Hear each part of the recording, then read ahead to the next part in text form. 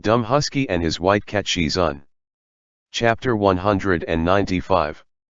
Shizun is the most impressive. Hearing someone call out to her, Yewangzi turned her head. Although her expression was haggard, she seemed to be in high spirit and not as bad as Mo Ran had imagined. Seeing Mo Ran, Yewangzi lowered her eyes and bowed to him in a gesture of a masculine etiquette. She probably could not change this habit. She called out in greetings, "Young Master Mo." Mo Ran looked at her and then looked at Nangongsi beside her. He couldn't help but ask, "You, where did you come from? Why are you all covered in blood?" Yewangzi replied, "We set out from Linyi and encountered evil spirits on the way. It's unavoidable that our clothes got disheveled. My apologies." Mo Ran was about to ask again when Shui Zhenyang said, "Ran Air came, too. That's good. Come in and join us." After Chu Wanning entered the room, he no longer looked at Mo Ran. Instead, he sat in his designated seat, tidied his clothes and looked at Nangongsi. Although he and Nangongsi never formally became master and disciple, Nangongsi had been under his guidance before. Looking at the young man at this moment, he couldn't help but feel pained in his heart. However, he only asked a simple question. "Have you been well?" Since the destruction of the Rufeng sect, this was the first time someone had seen them and asked about their well-being first and foremost. Nangongsi's eyes immediately reddened. He suddenly lowered his head and clenched his hands into fists. He closed his eyes and endured for a long time until he managed to resist the urge to cry in front of Chu Wanning. He said hoarsely, "Yes, we are fine." Chu Wanning sighed softly and lowered his eyes. He didn't say anything else. He didn't believe Nangongsi's words. The road from Linyi was long. How could these two young people not have suffered? Shui Zhenyang was very distressed and helped explain, "Yu Heng, you didn't come until now. It's like this.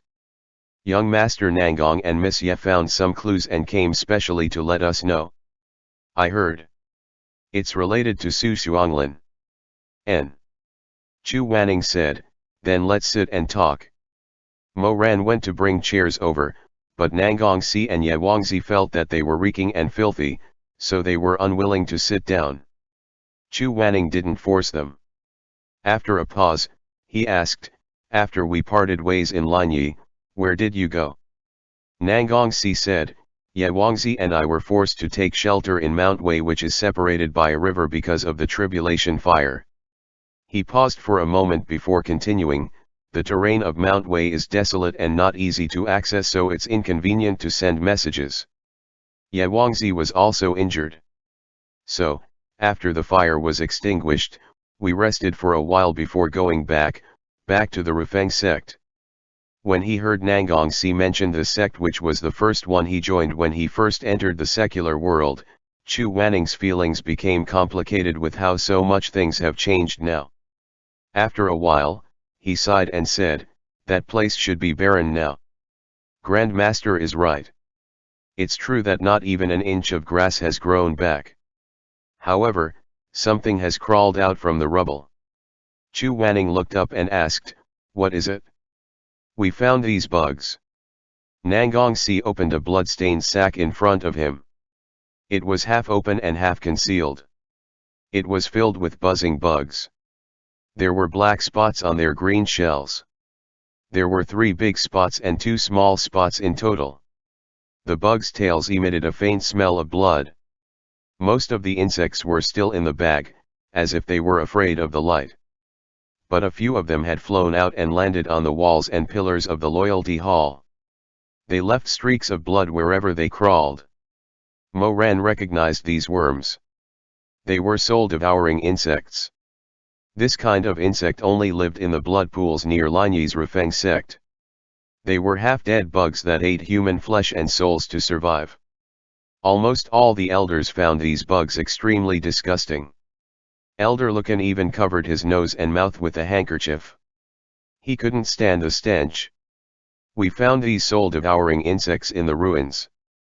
Nangongsi said, "In the beginning, I thought that the dead bodies had attracted the insects from the nearby blood pool, that some of it flew to the ruins. But later on, I found that it wasn't the case. What do you mean? There were too many insects. Ye Wangzi and I walked through the 72 cities of Rufeng sect and found that there were soul-devouring insects in the cracks of the bricks, in the mud and in the ashes. We felt something was not right. After careful inspection, we found not only adult insects but also larvae. Grand Master, you should understand what that meant. Chu Wanning didn't know much about the soul-devouring insects, so he was a little startled at first. However, after careful deliberation, he figured it out. The blood pool was next to Mount Wei, separated from Linyi by a big river. Soul-devouring insects have weak wings. It made sense that some of the adult insect would try to fly over when they smelled the scent of the dead. But what about the larvae? How could the insect larvae traverse the mountain and swim across the river to reach the scorched earth of the 72 cities of the Rufeng sect by themselves? Chu Wanning frowned and said, someone placed them there in advance. Yes, that's what I think. When Elder Tanlang heard this, he suddenly realized, these soul-devouring insects can store spiritual power. After the disaster, resentful spirits would be all over the place. There were many cultivators who lost their lives in Linyi. When these insects ate those fallen cultivators' souls, they became seeds that stored spiritual power of different attributes.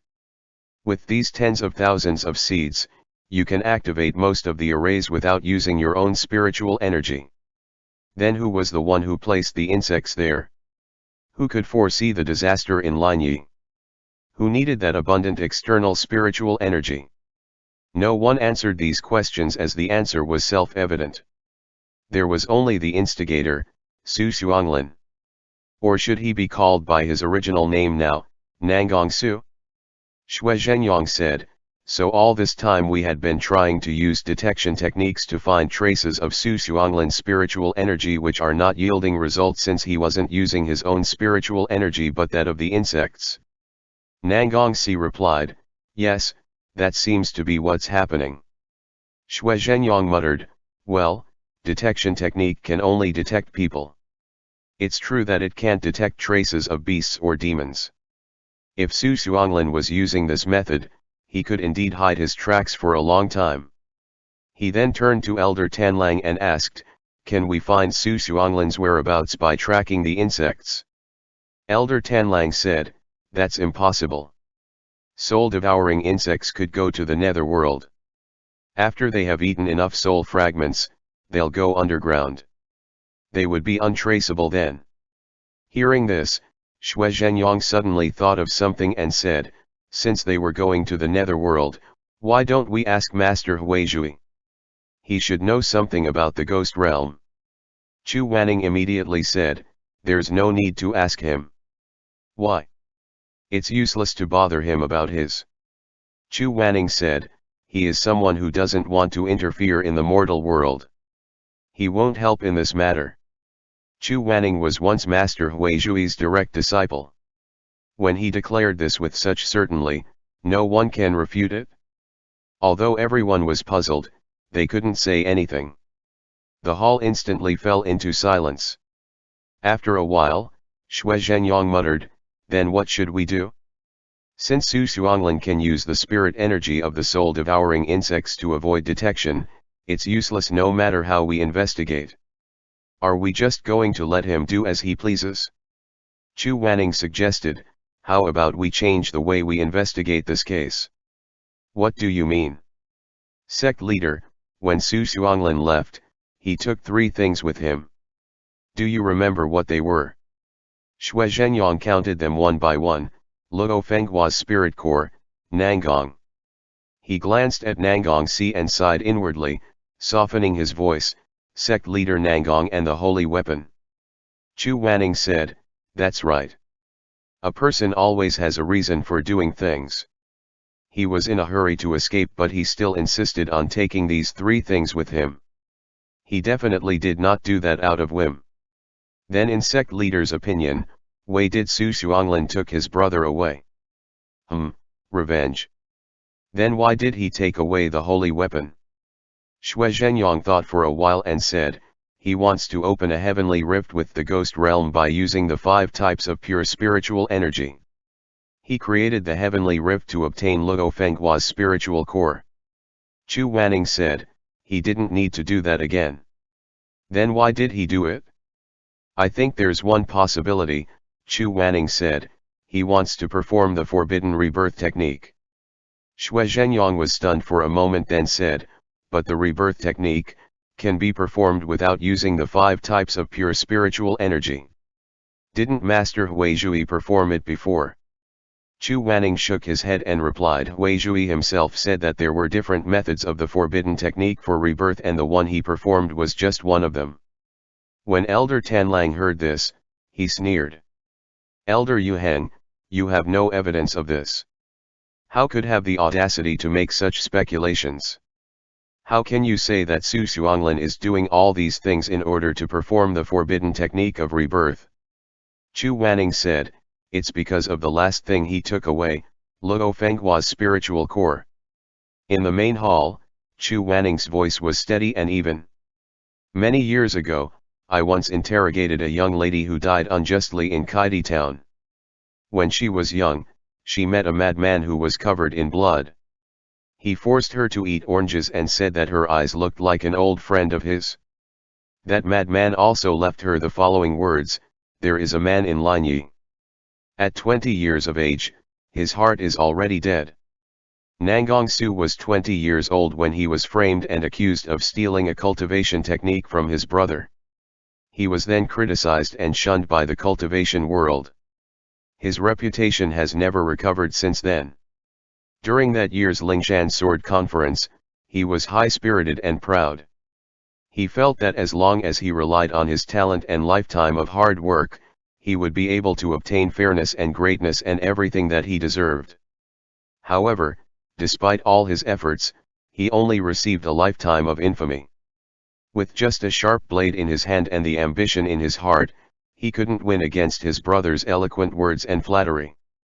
His heart became full of hatred as there was nowhere for him to air his grievances. Everyone laughed at him, denounced him, and despised him. In the end, the living who was filled with hatred became the dead, and the dead became an evil spirit.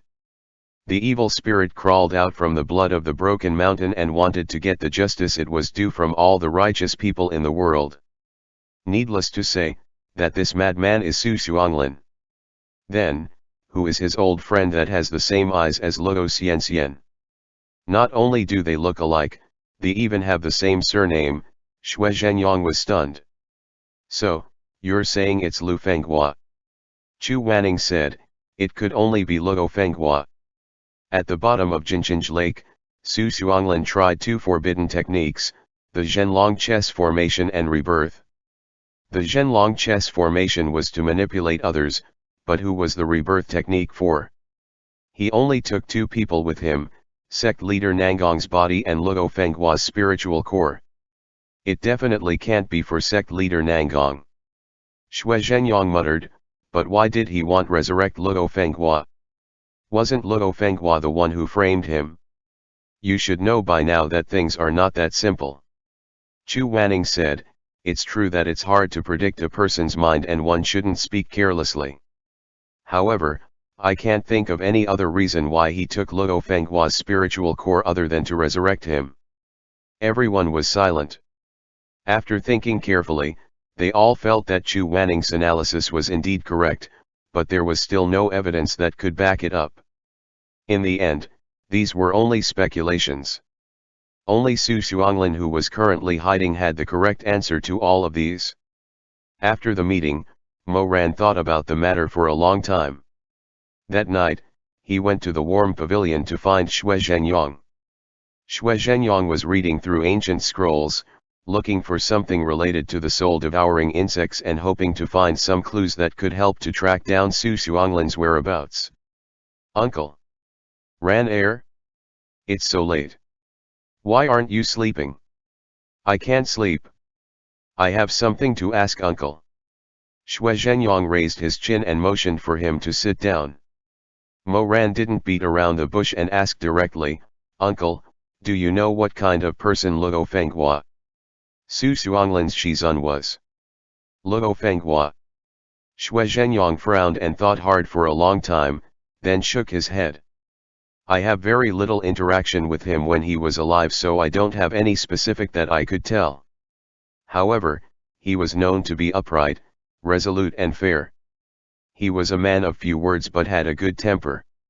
He was a man of action and was not one to drag his feet. When he was the sect leader of Rufeng sect, he would even send disciples to exterminate demons in the lower cultivation world." Mo Ran said, "So based on what you're saying, except for usurping the position of sect leader from the Nangong family, he has no other faults, right?" Xue Zhenyang sighed. "That's right. He's not only a good person, but he was a good sect leader. I don't understand why a person like him would put such a heavy curse on his own disciple." Mo Ran pondered for a moment and suddenly said, "Uncle, don't you think your description of Luo Fenghua just now is a little bit like a particular person?" Xue Zhenyang was stunned. "You mean Yu Heng? Come on, Yu Heng doesn't have a good temper." "No, it's someone else." "Who?" Mo Ran answered, "Ye Wangzi." "Ah." Xue Zhenyang slowly opened his eyes wide. He silently chewed on the words between his lips and tongue, then slowly said, "Ye Wangzi." This person was benevolent and resolute, tenacious and unyielding. She was indeed very similar to Luo Fenghua, who had only been a sect leader for a short year or so. "Mo Ran, they're very similar, right?" "Yes."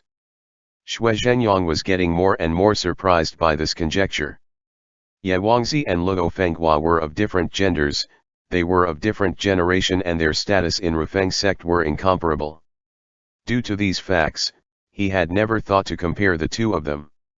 Now that Mo Ran pointed this out, he was shocked to realize that the two of them were practically carved from the same mold. Their similarities were quite striking. The more Xue Zhenyang thought about it, the more shocked he became. The memories that had been buried for a long time surfaced one by one. He could even vaguely remember that when Luo Fenghua was still an elder of the Rufeng sect, the clothes he wore were extremely similar to what Ye Wangzi was used to wearing.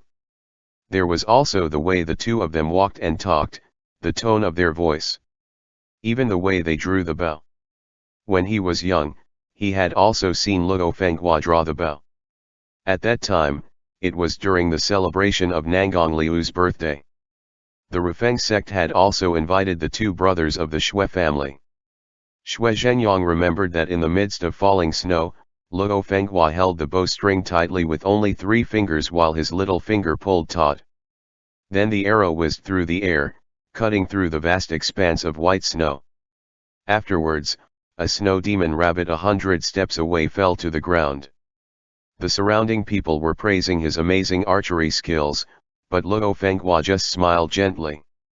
He casually held the bow and arrow in his left hand, his fingertips subconsciously rubbing the body of the bowstring.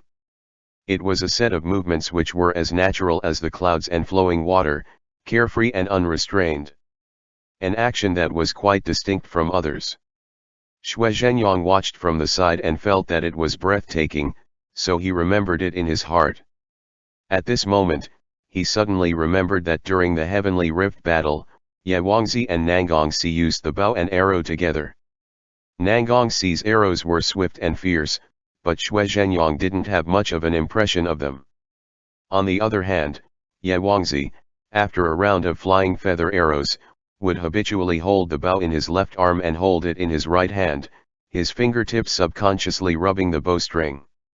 At that time, Xue Zhenyang couldn't help but take a few more glances, as if that gentle and smooth, confident and at ease posture was very similar to a certain person. He suddenly slapped his forehead and said, "Aya, it's true, it's very true. They are exactly the same." Mo Ran raised his eyebrows and said, "What's exactly the same?" "The way Luo Fenghua shoots the arrow is simply too similar to Ye Wangzi." In fact, it was exactly the same. Mo Ran looked at Xue Zhenjiang's amazed expression and couldn't help but laugh. He then said, "Uncle's words are wrong. Ah, what's wrong in it? Mo Ran said, cause and effect are wrong. Cause and effect. Yes, it's not that Luo Fenghua was similar to Ye Wangzi. Mo Ran sighed and said, rather, it was Ye Wangzi who was similar to Luo Fenghua. When he said this, his eyes shone brightly. He felt that this time, he could finally be sure that Chu Wanning hadn't guessed wrong. Su Xuanglin wanted to use the rebirth technique to revive Luo Fenghua. Although he didn't know how many secrets were hidden within the history of Rufeng sect, but he had experienced 2 lifetimes. In his previous life, Su Xuanglin was willing to die for Ye Wangzi. In this life, he had betrayed the Rufeng sect, but he couldn't betray her. Why? He didn't think that Su Xuanglin simply didn't have the heart to kill Ye Wangzi because she was his adopted daughter. Su Xuanglin appeared to be very carefree. This was the man who declared that there is a man in Linyi. At the age of 20, his heart is already dead. He gave the name Sansheng Courtyard to his place of residence, indicating that he wanted to forget everything that happened in he past. He even gave his adopted daughter the name which meant, forget the past. Forget the past. Forget your old self and your old friends. Forget the past hatred and the past kindness. But Su Xuanglin had unwittingly nurtured Ye Wangzi into that unforgettable reflection. He had raised this abandoned orphan into the image of another person. This person, who earnestly wanted to forget all of the past, might have been living in the mire of memories from the beginning to the end. At this point, Mo Ran already have a faint guess in his heart. Perhaps because he was someone who had gone mad from the darkness as well, he felt that he could predict Su Xuanglin's course of action more accurately than others. However, it wasn't convenient for him to share this thought to others, and thus, he could only wait and see. The next day, Xue Zhenyang, who had spent a considered amount of time researching the ancient scrolls to no avail, summoned the group again for a follow-up meeting. He said, poisonous insects and strange beasts are Gai Yuye's field of specialty. Why don't we first report to Jiangxi that we found soul-devouring insects in the ruins of Rufeng sect? Elder Suanji agreed, as he said the world's foremost medical grandmaster Han Lin Cold Hands is under Jiangxi. It's not wrong to leave the investigation of this matter in their hands. However, Chu Wanning frowned and asked Ye Wangzi, Miss Ye, since you were young, have you ever seen your adopted father raise any poisonous insects or beasts? No. Then what about medical skills and beast taming skills? To the best of your knowledge, have he dabbled in them? He only raised a parrot. Forget about strange beasts and poisonous insects, he could not even take care of an ordinary puppy. Medical skill is his worst skill. After hearing this, Chu Wanning said to Xue Zhenyang, don't tell the Gai Yuye sect about the soul-devouring insects yet. Why? Since Su Xuanglin isn't good at medical skills, nor did he have any beast-taming skills, then the one who raised and controlled the soul-devouring insects might not be him. It's most likely the hand that reached out from the dimension rift. Do you suspect that the Gai Yuye? Don't jump to conclusions. Chu Wanning said, it's just better to be cautious. End chapter. Dumb Husky and his white cat Shizun. Chapter 196. Shizun, do you want to take a bath? It seems that relying on Gai Yuye for this matter is not an option he could take. Therefore, after the meeting, Xue Zhenyang asked Elder Tanlang to go with him to the greenhouse to find Madame Wang and discuss how they could work together to find traces of the soul-devouring insects. Chu Wanning could not be of help at this point, so he could only leave this matter on their hands. In the evening, he stood by the pontoon bridge of the Red Lotus Pavilion, watching the fish down in the running water. A knock was heard from the door, to which Chu Wanning answered with, "Come in." The moonlight illuminated the youth's face. It was Nangongsi. "I was told that the Grand Master has called for me." Chu Wanning said, "I heard that you and Ye Wangzi will be leaving the Shisheng Peak the day after tomorrow. Where do you plan to go?" Nangongsi lowered his eyelashes as he answered, "We plan to go to Mount Qiao." Mount Qiao was a stronghold of the Rufeng sect outside of Linyi. It was an extremely important place for the Rufeng sect. According to legend, the first sect leader of the Rufeng sect had once made a pact with a Jiao dragon. After the Jiao dragon died, its bones transformed into a mountain. Since then, all the heroes of the Rufeng sect had been buried there. This mountain guarded the heroic souls of the Rufeng sect's notable members. If there were any intruders or presumptuous people, they would be executed on the mountain, dying without a complete corpse. Every year, the sect leader of the Rufeng sect would go there to place offerings. Thus, to put it bluntly, Mount Jiao was the Rufeng sect's ancestral shrine. My father. Nangongxi's eyes seemed to darken for a moment, then he continued, my father told me that the ancestral shrine on Mount Jiao contains the treasures left behind by the previous sect leaders in case the later generations needed them. I think that now is the time to take them out. Chu Wanning is not someone Nangongxi was wary of, so he naturally told him the location of the treasure. Unlike Xuemeng and the others, he was not as close to Chu Wanning, but there existed an undeniable connection between the two of them. Sometimes, Nangongxi thought that if his mother had not passed away back then, and if that cruel matter of exchanging one's wife for a holy weapon had not happened at Jinchinj Lake, then the current him would have been calling Chu Wanning Shizun. Chu Wanning said, the road to Mount Jiao is long and arduous. I heard that as a sign of respect, one must abstain from eating and drinking for 10 days. Only then can one enter the mountain smoothly, otherwise one will be rejected by the Jiao's spirit residing in the mountain. Since you're going there, why don't you spend the fasting period in Shisheng Peak before leaving? Nangongxi shook his head. Nowadays, everyone in the upper cultivation world harbors hatred for Ye Wangzi and myself. They wish they could get rid of us as soon as possible. We have stayed here long enough. If others came to know that we're here, we'll only implicate sect leader Shui. It's better if we go. What nonsense are you spouting? Fasting for 10 days is very dangerous. What if your enemies find you while you're in the middle of it?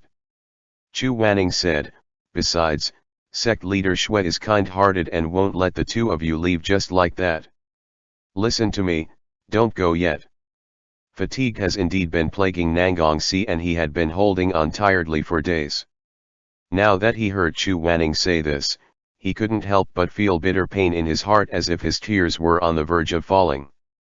He suddenly lowered his head and said, Nangongxi will never forget the Grand Master's great kindness. It's just a few days.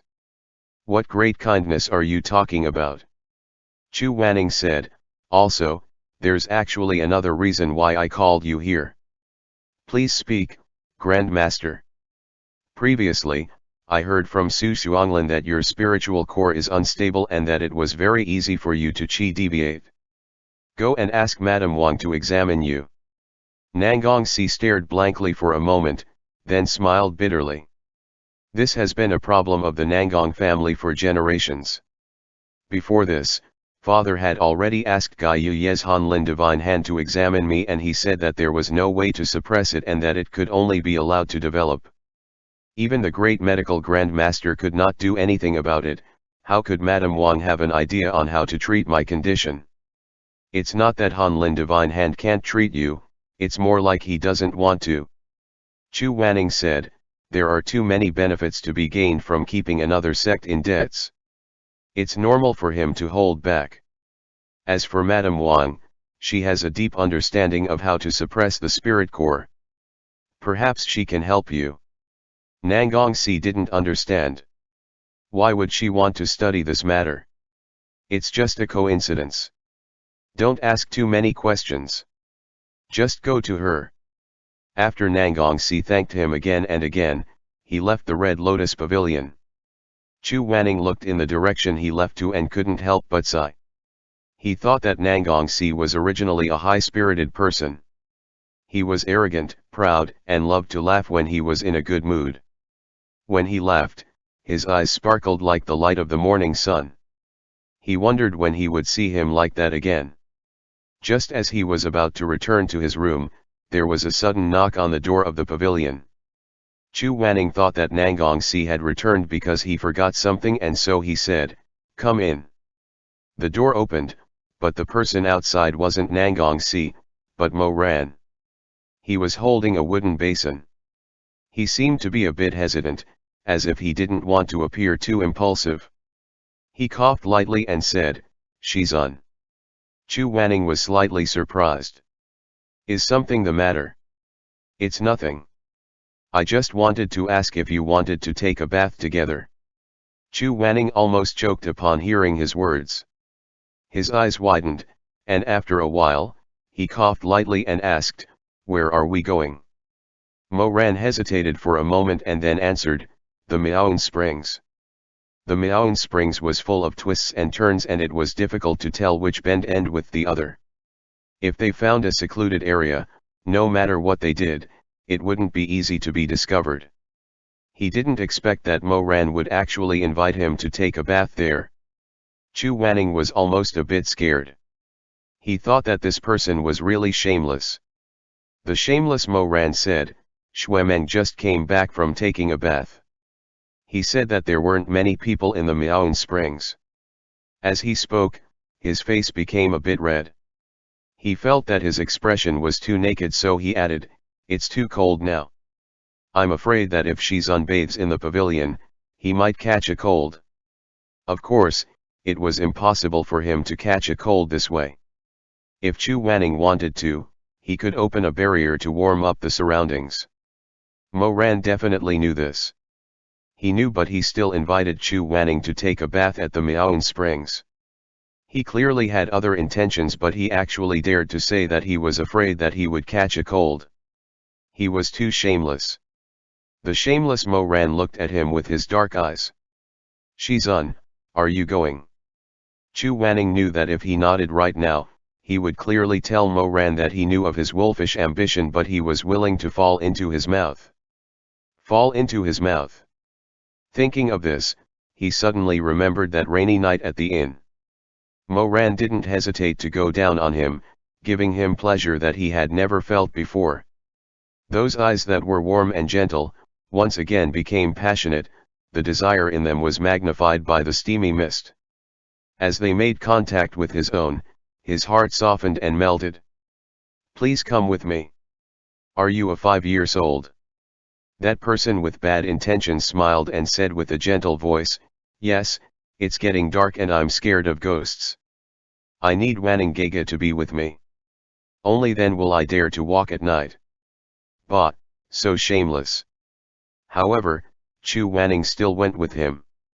The disciples at Shisheng Peak usually take their baths after the evening cultivation practice. Therefore, at that time of day, there weren't much people bathing at Miaoan Springs. Mo Ran lifted the soft muslin curtain. His bare feet stepped on the rainbow-colored stone path. In the vast expanse of steam, he turned his head and smiled at Chu Wanning. He pointed into the distance and then walked over there first. Chu Wanning sneered in his heart, "Weren't you scared of ghosts? How come you're walking faster than me?" The Miaoan Springs was divided into two large pools, the Lotus Pool and the Plum Pool. Immortal herbs were planted there and the spiritual energy was abundant. Most disciples liked to bathe in these two pools. However, there were also some nameless pools. Those places were very common. Other than when the bath was too crowded and both large pools are full, generally no one was willing to bathe in those small pools. Elder Yu Hong's face was cold and ascetic. He walked alone on the small path. Out of the corner of his eye, he saw a few blurry figures in the large hot spring pool.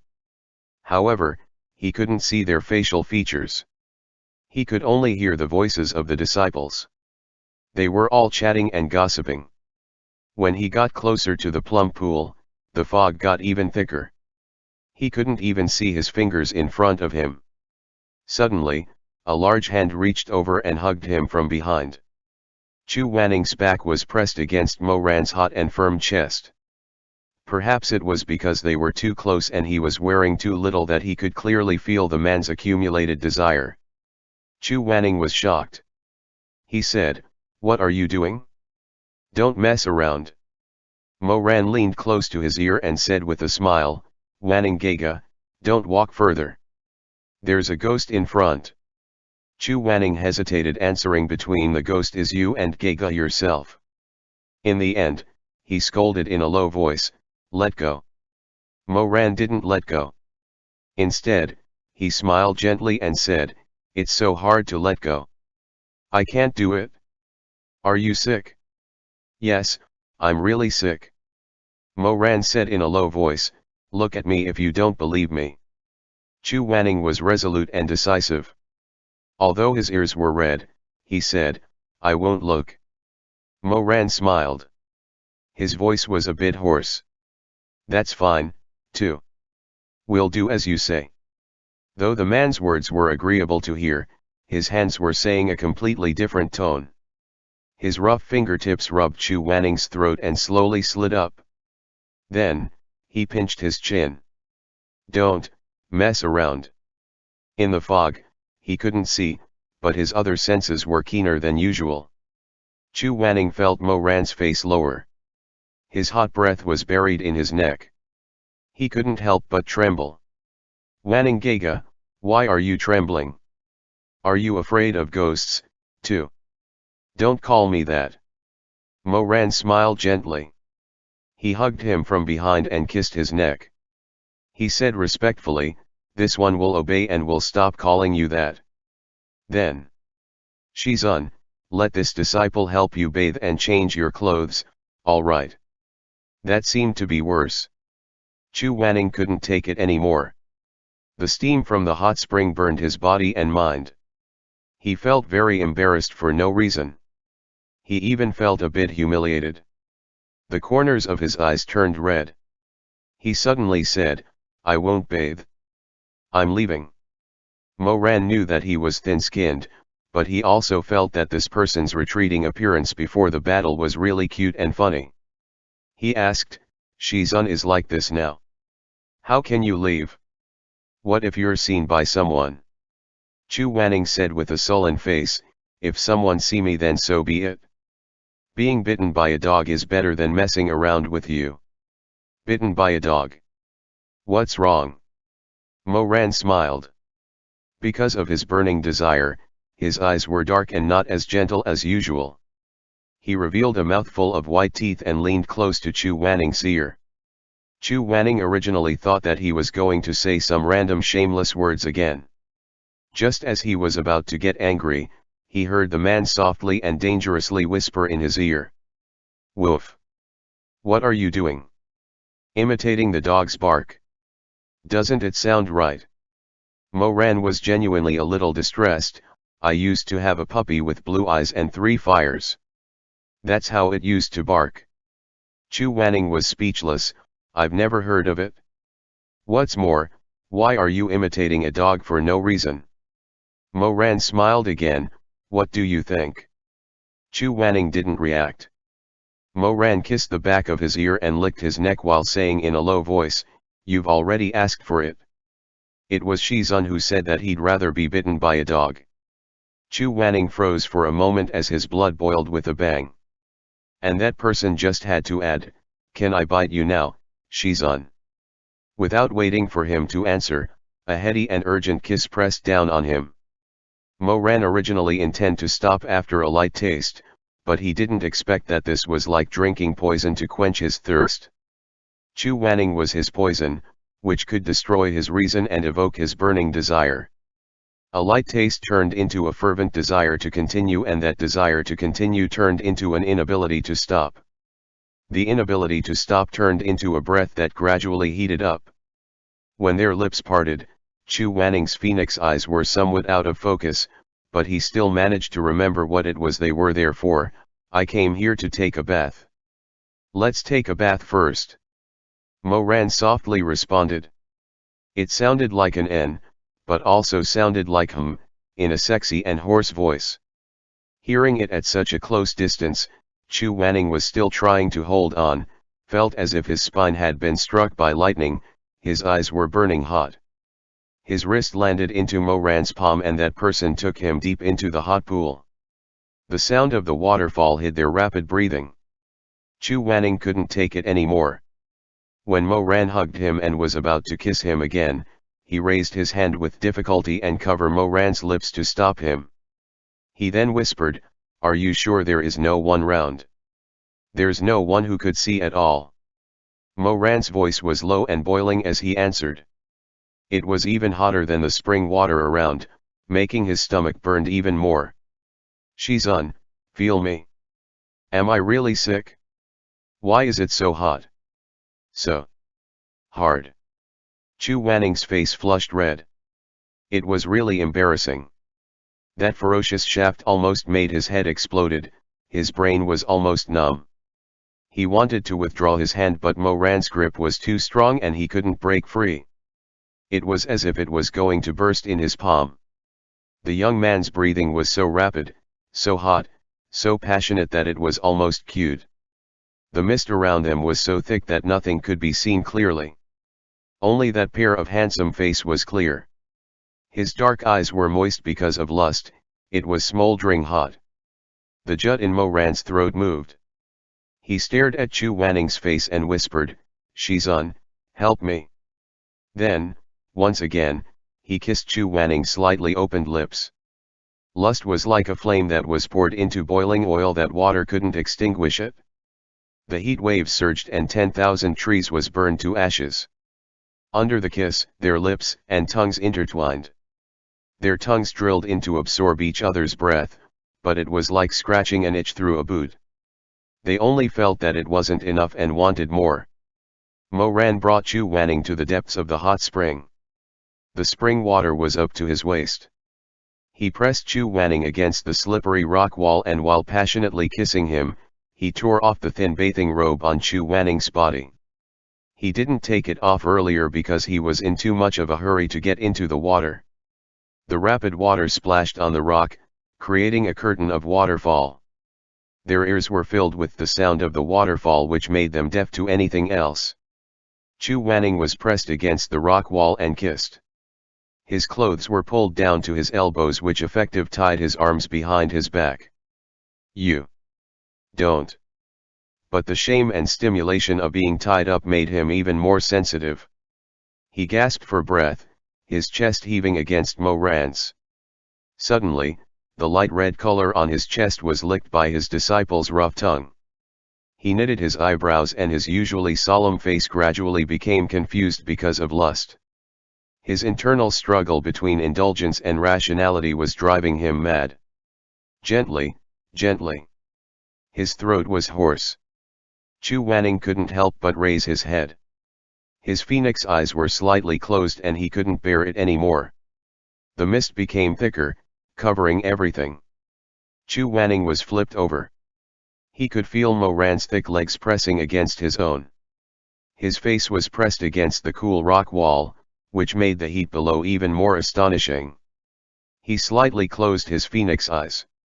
He never thought that he would one day be lewd to this extent with his disciple, doing such an erotic thing in the Meatbun Springs, where people could come across them at any time.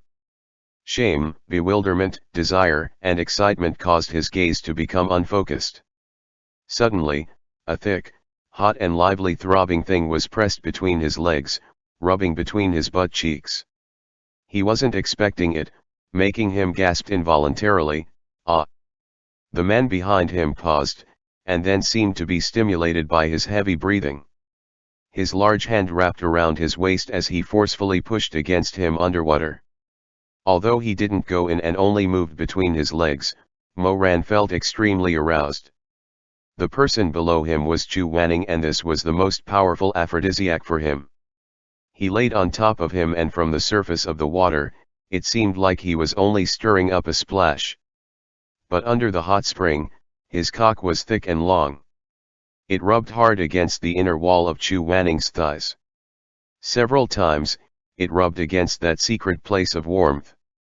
His head was dizzy and he was almost compelled to lift Chu Wanning's thighs without a care in the world. He wanted to go in and fuck him and be accommodated in that place that he had entered and exited so many times in his previous life, which swallowed and sucked him dry. He wanted to hold Chu Wanning closer and completely possess him. He wanted his legs to wrap around his waist and fuck into him until he cried.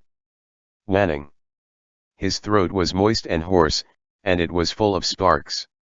Moran's eyes were dark and the sound of the water ripples was very similar to the rhythm of their intercourse in his previous life. The warmth of the hot spring combined with the warm feelings between Chu Wanning's thighs made him realize that he was about to lose his mind. He gasped, and before he could do something even crazier, he suddenly turned Chu Wanning over. Their chests were pressed tightly against each other's and the waterfall confused their eyes. The hot water splashed on their dazed faces. Moran kissed him fiercely and in a hurry, kissed his chin as well. But soon, he hungrily held his lips with a somewhat violent force.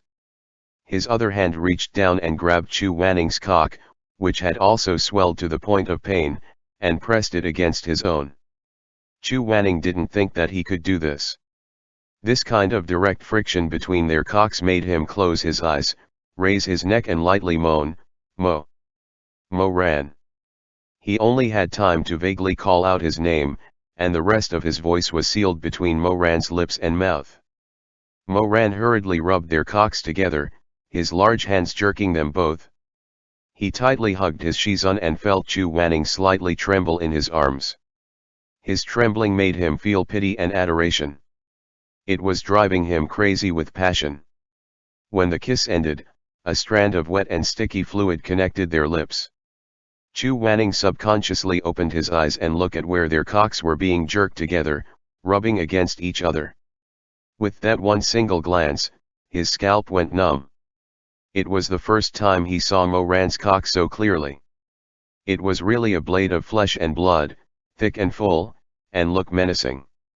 At this time, because of the passion, that thing was angry, the veins in it were clearly defined. The cock head was wet and sticky. As it was being jerked, it rubbed against Chu Wanning's abdomen. Chu Wanning suddenly closed his eyes. His entire body was trembling, and his mind was in chaos. How could it be so big? How could it go in him? He probably couldn't even hold it in his mouth. It would surely choke him. How could it be like this? He was extremely ashamed and the corners of his eyes were burning. If such a thing went in him, would he die? So, those dreams he had before was indeed some unrealistic illusions. Chu Wanning's cheeks were burning red. If he thought about it, how could it be possible?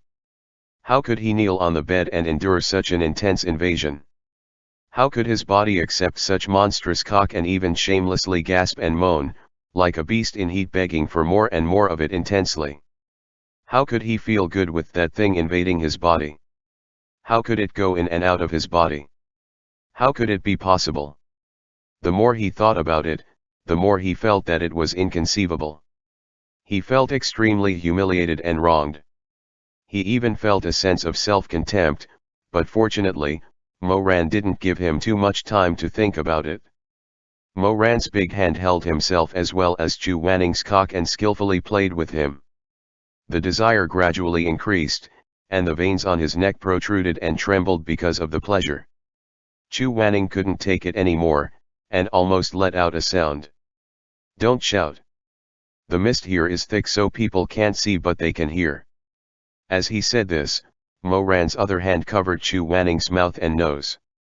Being held so tightly in the warm fog like that, Chu Wanning nearly felt to the point of suffocation. His hands were still tied back by his own clothes, his voice was also muffled, the feeling of being bound and forcibly taken was so painful and exciting. Being bullied so badly, hot tears involuntarily dripped from the corners of his eyes. He was like a red-crowned crane on the verge of death, slightly leaning back, exposing his fragile neck, and shaking his head uncontrollably. No more, really no more. Instead of letting go, Moran went over and gnawed at his neck. Then he raised his eyes quietly and looked at Chu Wanning's painful and enduring appearance, and at his frowning, almost dying expression. "Shizun," he murmured, and couldn't endure it in any more. He removed the hand that was covering Chu Wanning's mouth and fiercely kissed him. The sound of water surged and the waterfall flowed rapidly. Chu Wanning was kissed by Mo Ran until he couldn't breathe anymore. His lips were slightly swollen, and he gasped for breath, his eyes unfocused. Mo Ran hugged him, burying his head in his neck. The sensual movement and panting in the secret hot spring lasted for a long time. By the time they were both nearing their climax, the two were completely soaked in both hot sweat and hot spring. They were like wild beasts, madly entangling each other, only hating that they couldn't hold each tighter, that they couldn't completely melt into each other's flesh. No. I'm almost. Chu Wanning was almost struggling, the needle-like pleasure made him tremble. Stop, I'm near, I can't hold it. Hearing Chu Wanning's low murmur, Mo Ran's eyes grew darker. He kissed his cheeks, and said in a low voice, "Darling, hold on a little longer, together with me." His hands moved faster and faster, and their crotch even unconsciously moved and jerked against each other.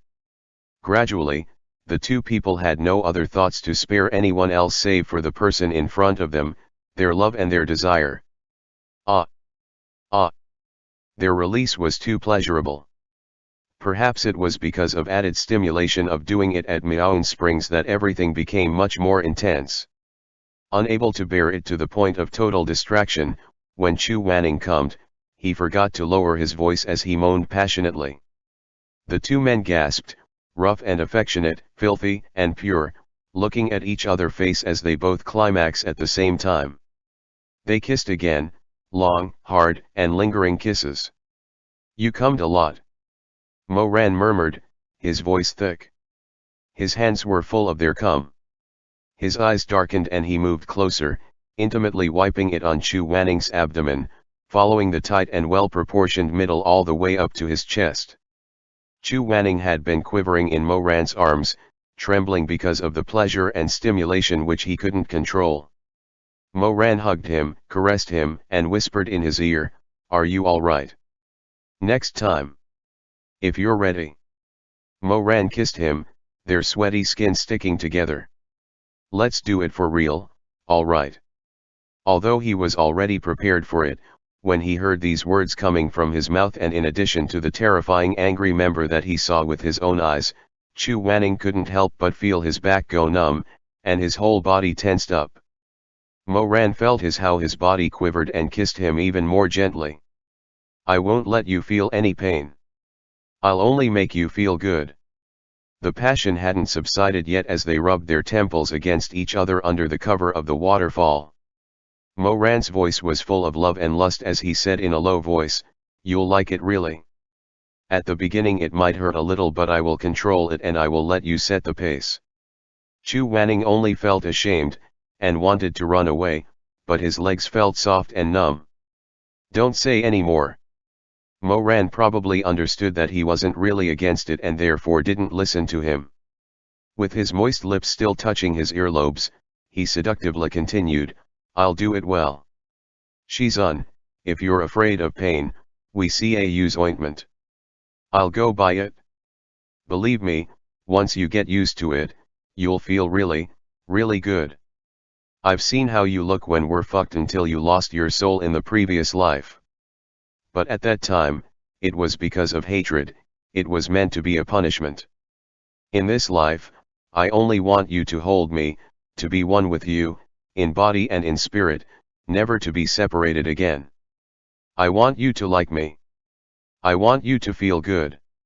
I want you to never forget me." He kissed him and his eyes were like fire stirred up by wet firewood. These words were said mischievously yet gently, seductively yet sincerely, fierce and lingering.